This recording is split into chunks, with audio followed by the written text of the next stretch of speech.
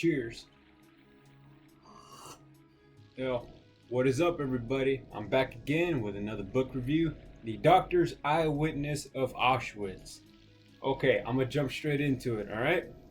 This book has a lot of medical terms.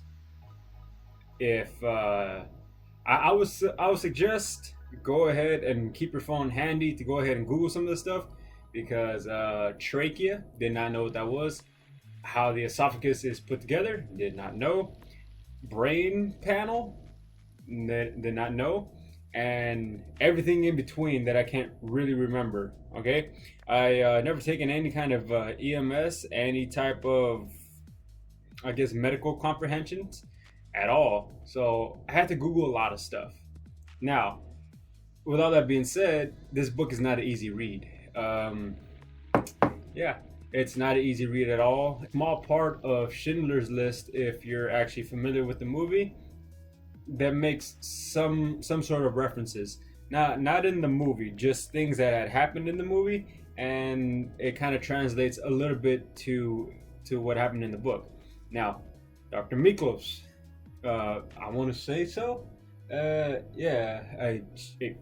me. You know what I mean? It's one of those things that I just the name, I just try to sound it out best I could. He's the one that you're gonna be reading about the most. Of course, they put it in translation, so there's small bits of, like, like broken English and loose translations. Nothing that's gonna throw the whole story off. Nothing like that. But man, it's basically his account, and unfortunately, he had the unfortunate, I don't want to say pleasure, but that's just basically what I have to say. The unfortunate pleasure of working a little bit side by side by Dr. Joseph Mengele, the Doctor of Death, the one that did the experiments on the Jews. And there's a lot to cut through it, but I'm gonna keep this video pretty short because I don't want to spoil too much with you guys. I'm just gonna tell you the small things that are in there that make it a hard read. You know what I mean? There's a lot of bullets to the back of the head, back to the neck. There's a lot of blood being spilled, and there's definitely a lot of tear jerkers and tugging at your heartstrings. And it made me kind of think a little bit of, like, how great it is right now for me, because hey man, I'm from the US, I live in Texas, and I'm free. Where they were, man, it was one of those things that, like, man, they, completely everybody of whatever class, high class, middle class, low class, taken out of their homes, forced into some kind of labor warehouse, then into the ghettos, and then the 30-kilometer ride to Auschwitz. And you know what the funny thing was? It's not really funny, but it was like something that came up to my head was, maybe the Jews did not know what authoritarianism was and what fascism really was at the time. And I think that's how it led that way. And I had a discussion with a couple of buddies at work because I read the book there. We talked about it, that type of deal.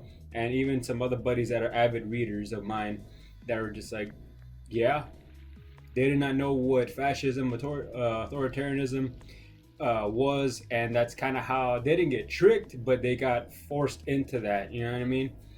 Obviously some people knew, like the movie The Pianist. The guy kind of saw ahead of what was going on, and he was able to basically hide out for the duration of this terrible experience in life. It was one of those things that are just like, man, I'm so glad that we have books like this, and we have other books as well that teach us cruel moments in history so we don't repeat them. That was like one of the great things that I took from it, that we have it, it's a piece of history, it's with me, and hopefully it could be with you guys too, because it wasn't an easy read. I'll share a small little area with you guys here. Just let me have one more sip of coffee. Stand by. One particular event that happened in the book was, there's one girl, didn't get her name, made it through the chambers. If you're familiar with it, just go ahead and take a quick look. because it's a little further into the book where she makes a mention. She made it through the chambers, and she was amongst a pile of dead people. All right, and just about to be casted into the furnace and smeared all over with ashes, she comes somewhat alive. Now, she's obviously very weak from the chambers, and she's weak from the actual train ride. It wasn't always 30 kilometers, but it was fewer, or close by or further. So all that, like a little bit of starvation. People, like, they had rations of food, and it was very little because they want to save what they could, because they didn't know what they're going into. A lot of people were just told straight up, you're going to a work camp. So the food that they had with them, they just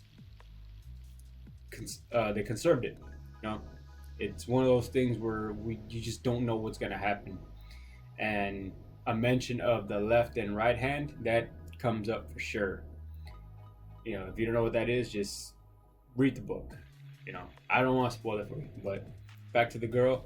They didn't catch her name. She wasn't of age, and yeah, she survived the train ride. She survived the actual chamber somehow, and definitely she crawled through before the furnace was be able to catch on fire. There's mention of the 5 chimneys, and that's a book in itself I just might read. But I have another book that I got in the works for you guys. So hopefully there's a small mention there. So as she literally, like, very weak, crawls through the furnace, and then all the people, Dr. Miklos, his assistants, and other people that are working around there too, kind of just gravitate towards her to help revive her. Because you have to understand, all these people were Jews, and their families were stripped from them, and even Dr. Miklos makes a mention, like, they were all like kind of like hovering over her to give her care, as if she was their daughter, because their wives, their children were stripped away. They were probably in the camps, or they caught a bullet to the head in some other form of the camp, or they died before they got there to the camp. So very emotional for everybody that was there. And I can't really say I understand, but the context helps me understand clearly. So with all that, and then this is where, like, it kind of gets a little hard for me, because it's brutal. There's a selection of people called the Sando Commandos. They're basically the special appointed commandos. They're not exactly German. They're Jews. It was like a form of psychological warfare, where the only way for them to keep their jobs is to keep the other Jews in line. And it's a form of psychological warfare that I've read in other books, not of Auschwitz, but of other military books, such that the ones that I reviewed here before, they use psychological warfare. So you blame the people that are doing it to you, rather than the people that's making them do that to you. It's a form of psychological warfare. So they have the male and female of Sound Commandos. So this girl, she is weak. She's obviously, like, physically drained. They're trying to revive her. They're trying to work with her. And Dr. Miklos and his other assistants, they all come from various medical fields. Dr. Miklos has a degree in pathology, and that helps out a lot. So he's able to kind of sort of revive her, not fully. And they try to find out her name. Doesn't really get a mention. And they're trying to figure out how to get her back to a camp designed for the women and children. Only problem is, they're on a very, very far away. They're far. They're far away from where they can move between the lines. It may not be too much, but we're talking about maybe like a football stadium size, of length, from here to the other. I'm talking like NFL, not high school, college football lengths. So with all that said, they couldn't get her fully revived, and they couldn't figure out a way how to get with the female Sando Commandos to just get her on that side, just to pass her over. And all their efforts and all of their willingness and their trying, it was all for nothing. And then one of the SS guards that comes around and watches over them finds out what's going on, they see that she's too weak, and that's kind of what the mention of the right and left hand thing is for. If you're too weak, you catch a bullet to the head, or you get sent to some kind of rest camp, as they say, and they just go ahead and kill you there. Like I said, not easy. Stand by. So yeah, my friends, it's a short book, no doubt. It's about 220 pages from what I remember. It's one of those books you can pick it up, coffee table, and read it. It's not an easy book. It truly isn't. I mean, this is an event that has definitely left a mark on a lot of people, especially the ones that were tattooed. You know what I mean? Their numbers. You know, and that mark will be there for them forever until they're finding a resting place. And yeah, the world will know. I definitely knew. I'm just some dude in the U.S. in a small town in Texas, and I picked it up just for the sake of it. You know what I mean? I wanted to learn. This is the kind of stuff they don't teach you in high school, and it is iffy in colleges. I don't know. I didn't really go to a well-known college, just a technical college. You know, so there's that. It's not an easy read, for sure. And if you're gonna dive into it, I would say go in with an open mind. And one thing that helped me just a little bit was I listened to this particular band while, like, well, one, it's noisy in at work, and sometimes you just want to like zero in. And I don't know, I just thought it felt good with me. It's called His Infernal Majesty, HIM. You know, the way YouTube is nowadays, I don't want to get like, you know, striked or anything like that, so I'm just gonna say it rather than put up a screen name for it. Just, you know, HIM, him. There's one called Play Dead that was I listened to quite frequently, you know, and In the Arms of Sorrow, you know, from Killswitch Engage. You know, that was one of those things that, like, this particular music helped me read through it and kind of zero out so I can focus on it. Because there were some I didn't try to hang on to every word, but most definitely it helped. So that's kind of all I got for you guys. I don't want to spoil the book for you guys. It's just I want to give you all my 2 cents. And yeah, man, one of them deals. I'm glad I read it, and it's gonna go into my collection. And it's not very big, but it's packing up there. And yeah, man, one of those books that are just I can't say it enough. It's not an easy read. It's not. It's one of those things where, you know, I'll keep it simple as that. It's not an easy read. Hell. With all that said, man, I hope y'all have a good one. I hope y'all pick up some books